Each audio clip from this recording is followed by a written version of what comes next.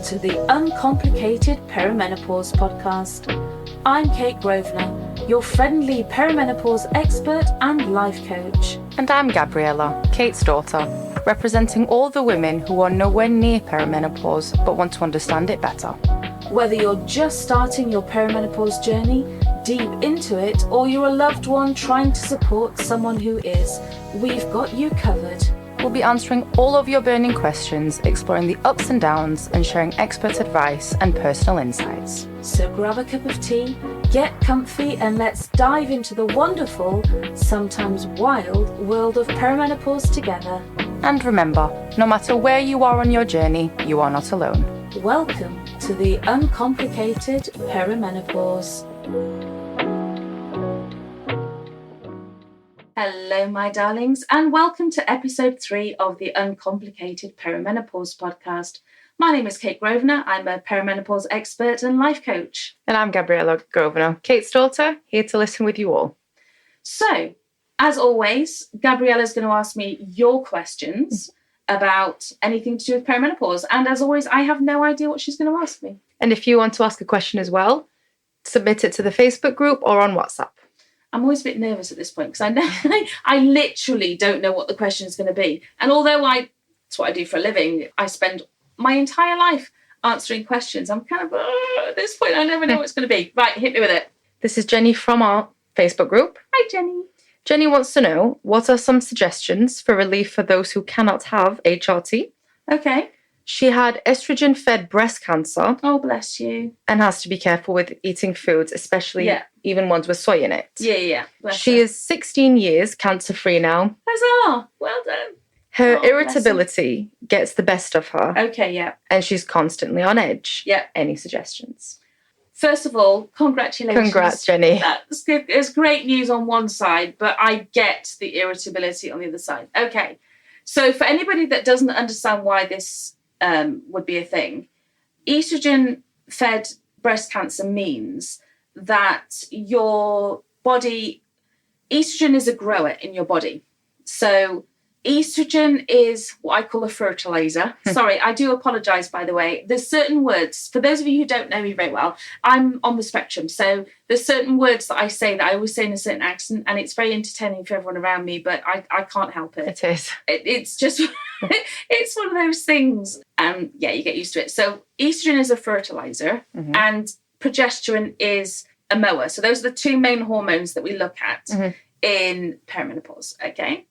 So, estrogen being a fertilizer, if you've had estrogen-fed breast cancer and then your body was given any type of estrogen, it would increase the abnormal cells again. So what's going to happen then is you're likely, if you've got any abnormal cells, they're likely to reoccur. So she has to be super, super careful. Now, there are certain foods that we call phytoestrogens. And they're great for people in perimenopause. They're great for people in menopause, people that want to boost their natural supply of estrogens. Fantastic. Things like soy milk, things like edamame beans. You know, when we go to Yo Sushi and you and the girls love to eat those edamame beans with salt on. Yeah. Taste delicious. Full estrogen, lovely, natural estrogen. Jennie can't have them. Okay, why? Because they're estrogen. Right. They literally will give your body a natural boost of estrogen. And so if she were to eat them, if there were any abnormal cell activities in her body, it might cause them to grow because estrogen is a fertilizer. Okay. In everyday life, we have estrogen, progesterone, and testosterone. Now, in the last episode, we talked about testosterone when we looked at Debbie, when we were talking about libido. Yeah. But in this episode, when we're talking about Jennie, we're looking at her irritability. We're going to talk more about progesterone. Now, that sounds weird because she's talking about estrogen. Yeah. So why are we talking about progesterone? Well, it's because you can't have one without the other.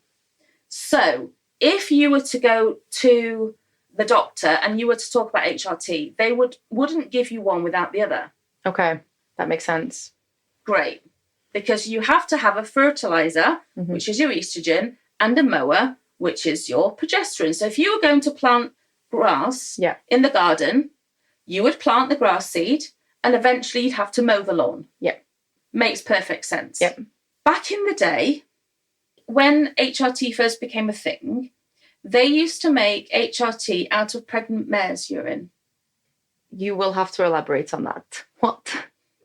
So, I'll say it again because I don't know if there's another way I can say it. It's not a normal sentence, what you're saying. I hope it's not. you know. Listen, I know it's not a normal sentence. Okay. So when they first created HRT, which is hormone replacement therapy, HRT, they only produced the estrogen side of it.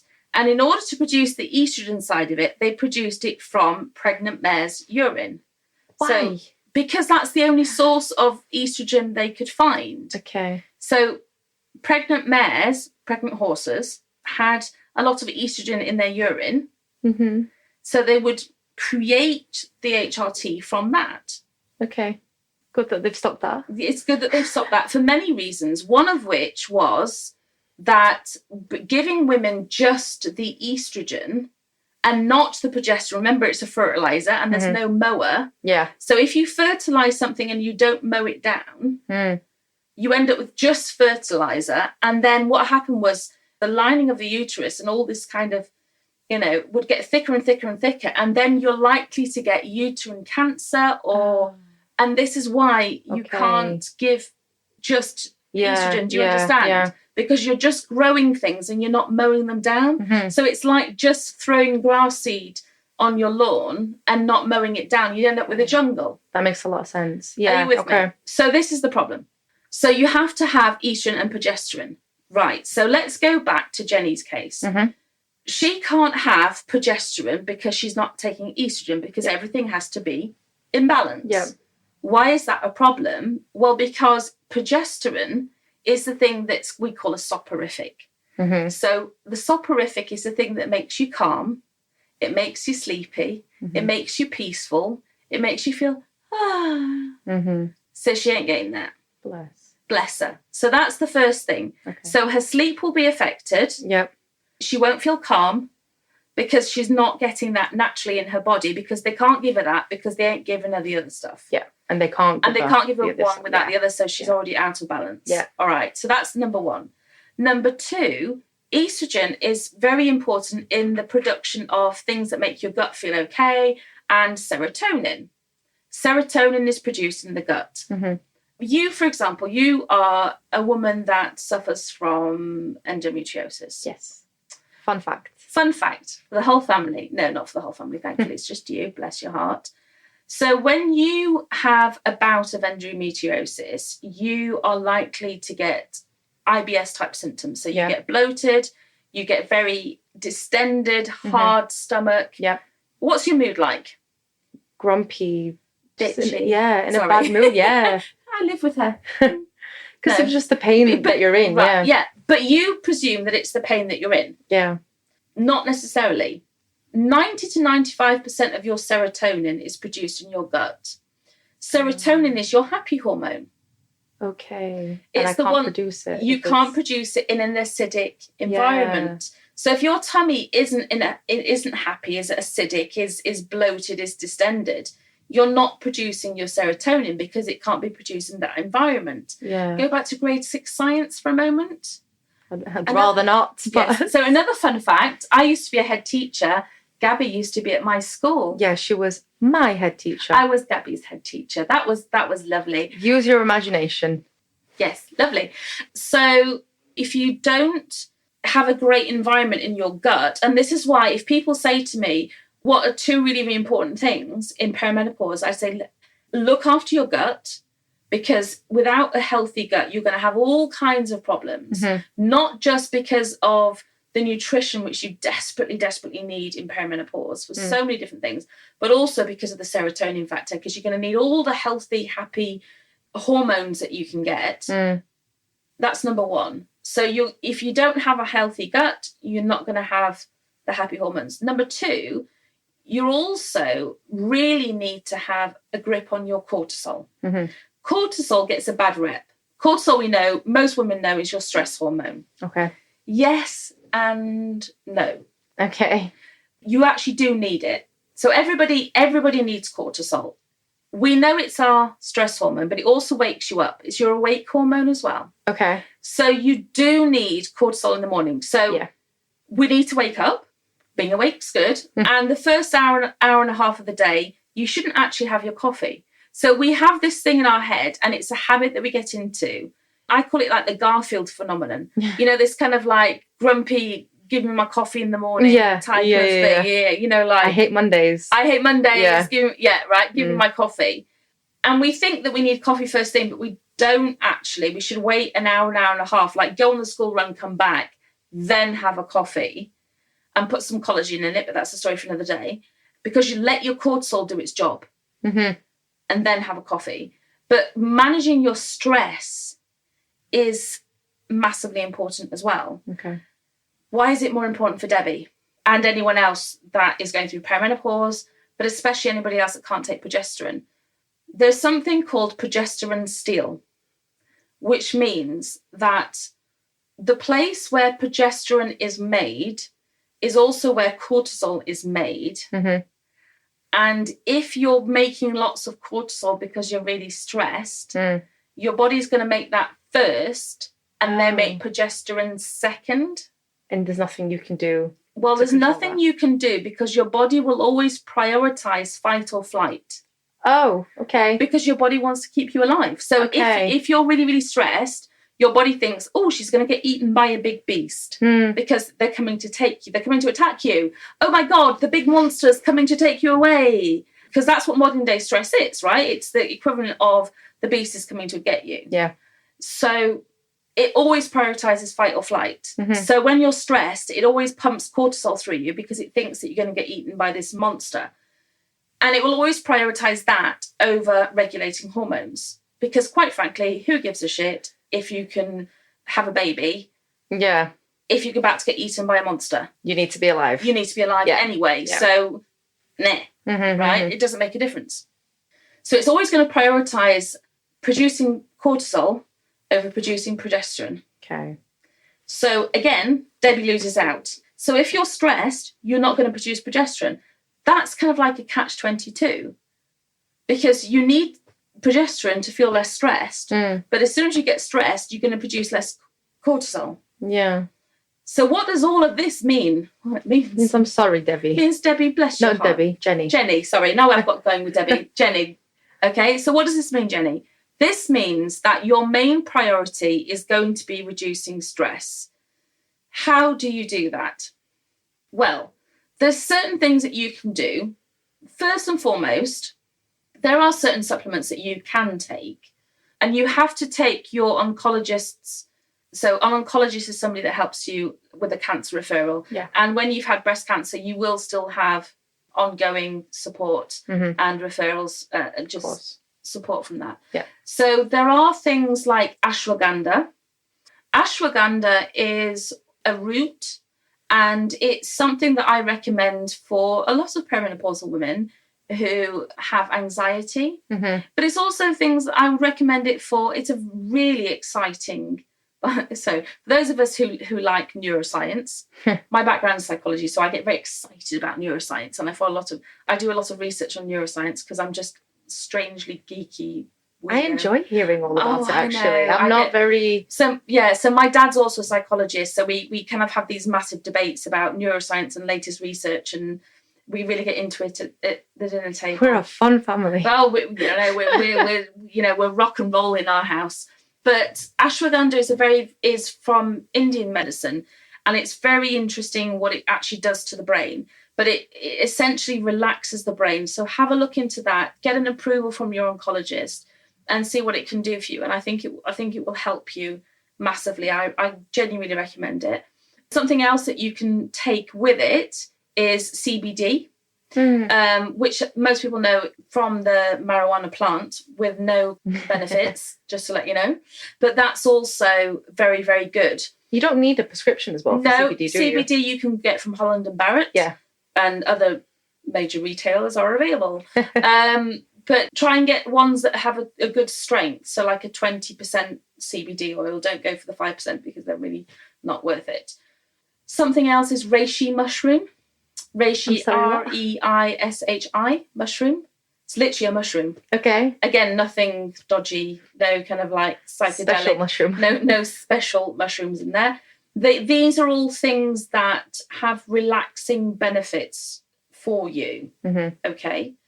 They're all very good for relaxation of your brain. So these are all things that I'm talking about for your brain that we know have relaxation for your brain. Another thing that you can have is valerian root. They use that in things like calms. Have you ever heard of there's a tablets? Yeah. If you look at the ingredients of a calm natural remedy tablet, it will just say valerian root. Okay. Valerian root is also, there's a company, I'll put it into the links in the show notes. One of my favourite companies, Tea Pigs. Oh, yeah. Do you know I have lots of tea pigs because herbal teas in general are really good. And the thing that I'd love all the listeners to get into is understanding that your perimenopause journey is yours. Yeah. Is perimenopause the most fun you're ever going to have?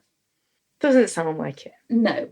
Can you do things to help yourself? Yes. Yes. So it's about saying, listen, this is my life. This is where I'm going. Is it a little bit sucky? On occasions, yes. But there are things that you can do. Like, for example, having a herbal tea before bed with valerian root. The one that they have from Tea Pigs is called Calm. It has a little bunny rabbit on the front. Will this help your stomach as well and your guts and No, things? not the Calm. The one that would help your stomach and your gut is peppermint and licorice. Peppermint tea, as we know, most people know is very, very good for your tummy. Licorice is nature's natural anti-inflammatory. Oh, good to know. So licorice in general is very good for the skin. If you have, a lot of women in perimenopause have inflamed skin, they have a rash on that, you like to get a rash on your skin because the capillaries in your skin will dilate and contract quite a lot because of the hot flashes. So the capillaries in your skin will dilate and, all that stuff. So licorice is a very good ingredient that you can find in a lot of skincare that's aimed at perimenopausal women. Superdrug, by the way, do a whole range of, I think it's menopause rather than perimenopause, but they asked me to do a campaign for them. I think it was last October. And on TikTok. Pretty good. Yeah, I did a campaign for them. And I genuinely use every day I use their eye cream because it has caffeine in it every morning. And caffeine is very good for waking up. Yeah. Oh. Eye cream to wake up your eyes because it depuffs the eyes in the morning. That's really good. Caffeine. So instead of having a cup of coffee first thing in the morning, put that on. But bung your coffee in your eye bags, mate. Okay. So licorice is really good. So for anything inflammatory, licorice is really good. And while we're on the subject of anti-inflammatories, again, helping yourself, turmeric, really good for anti-inflammatory. Ginger, very good as nature's natural anti-inflammatory. Garlic, again. Aren't they also happy hormone food as well?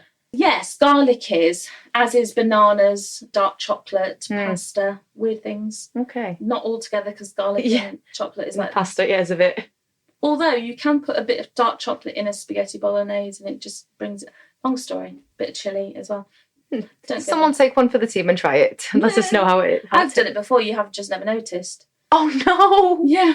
You fed that to me? Oh, you don't even know what you've eaten over the years. You've made pasta last night. I'm now questioning, did you put dark chocolate in it? Rude. I made pasta last night with beautiful cherry tomatoes, garlic, fresh mascarpone, and heaps of baby spinach with shavings of Parmesan cheese and black pepper. She thinks I feed her weird stuff. No, it's just sometimes a shaving of dark chocolate in a ragu sauce just brings out the flavour. Okay. Honestly. So just having a look at those kind of things will help the brain. So that's the brain part. How do you relax your brain? Yep. One of the most important things you can do to relax your brain is learning the word no. Simple. Very simple. Putting your boundaries in place and realising that you don't have to be everything for everyone and you don't have to sacrifice yourself on the altar of children and family and everybody else's wishes and desires every day will massively help you to reduce your stress and your irritability.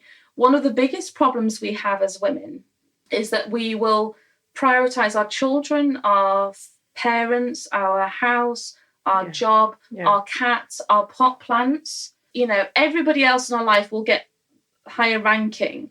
You know, I'll have clients that will be absolutely, as a life coach this is, clients that will come to me and they'll be like, I can't do anything for myself, you know, I'm at the end of my tether, and they'll be almost burned out. And then I'll say, well, what did you do last night? Oh, well, after I'd driven my daughter to ballet class and I came back and I answered my parents' call and I dealt with my sister-in-law, and I was like, well, where was you in all of this? Oh, well, I didn't have time for me. And I'm like, well, hang on a minute. Yeah. And this is the thing. So if you did something for yourself every day, and it doesn't have to be a spa every single day. I mean, why can't it be? But we have 1,440 minutes in a day. Okay. Didn't know the number. But what's wrong with 10 minutes for a bath? What's wrong with a mental health walk?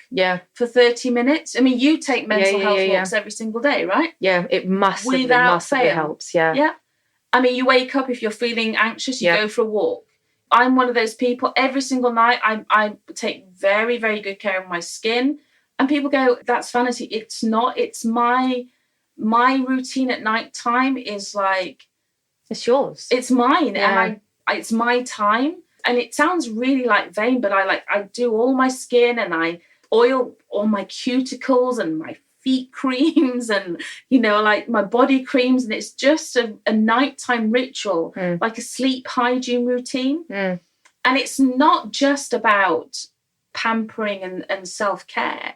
It's a way to love myself and have downtime and peace. And I don't do it while screaming at... I haven't got any little children anyway. My youngest is 17. But do you know what I mean? It's like I can do it whilst listening to like calming music or a meditation. You're so right. There's over 1,000 minutes. 1,000, nearly 1,000. It's 1,440 in a day. Yeah. If you took 10, 20, 30 minutes of that to look after yourself. Yeah. And it's so doable. It's so doable, but we don't prioritise. We wait to see if there's any time left for ourselves. And then we wonder why we feel like we're burned out. Why are we so irritated? Why do we feel exhausted? Why do we feel like we're on empty? Well, you're on empty because you give nothing to yourself. Okay? And we need that time. And in perimenopause, I'm sorry, we need the time even more. Yeah. Okay? Because we are on empty by that point. Okay? So, Jennie, my darling, say no. Because no is a full sentence. I love that saying. I know, no, it is a full sentence. Yeah. Prioritise yourself, boundaries in place with some friends and family. Because at this point, it's not being selfish. No one in your life, and this is absolutely true, no one in your life will suffer if you learn to look after yourself and take some time for yourself. No one in your life. If you feel more calm and you feel happier and you feel more content, no one suffers from that. And trust me, I used to be shouty mum. I was chronically depressed back in 2016.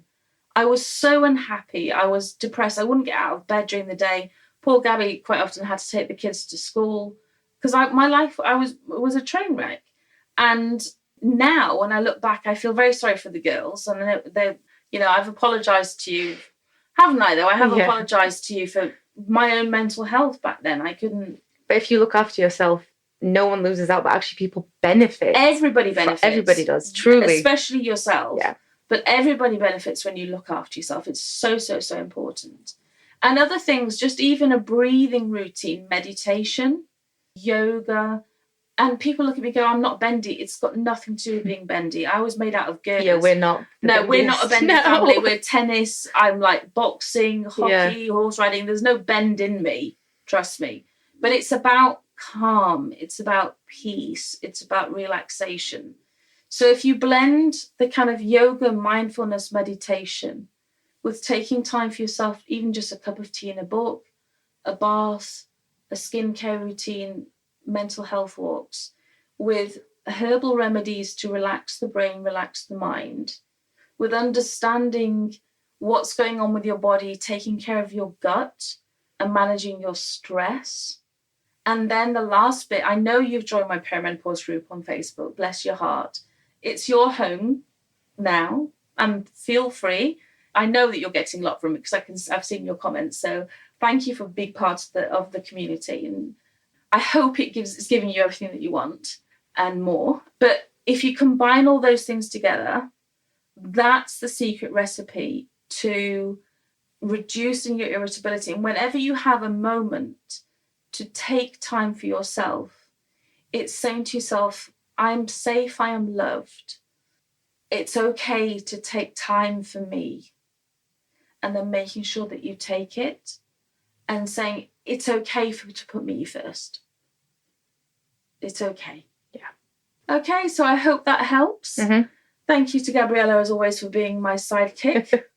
Thank you to Kate for being wonderful Kate. Bless you. All right, my darlings, as always, keep the questions coming and we will speak to you soon. Take care. Bye.